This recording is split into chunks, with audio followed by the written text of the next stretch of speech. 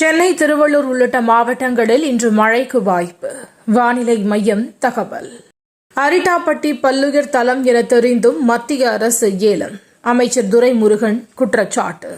அண்ணா பல்கலைக்கழக வளாகத்தில் மாணவி பாலியல் வன்கொடுமை செய்யப்பட்ட வழக்கு, ஒருவர் கைது. பல்கலைக்கழகத்தில் மாணவிக்கு இப்படி ஒரு கொடூரமா?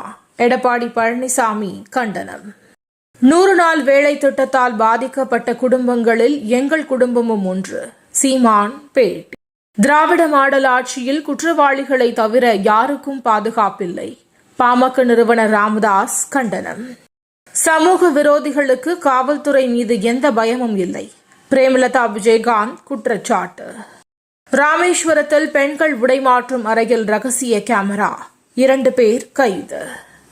மத்திய பிரதேசத்தில் 44,605 கோடி ரூபாய் மதிப்பிலான நதிநீர் இணைப்பு திட்டம் பிரதமர் மோடி அடிக்கல் நாட்டினார்.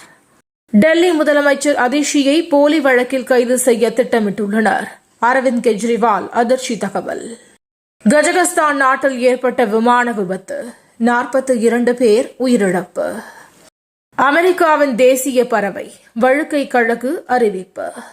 ஆப்கானிஸ்தானில் பாகிஸ்தான் வான்வழி தாக்குதல், 46 பேர் பலி.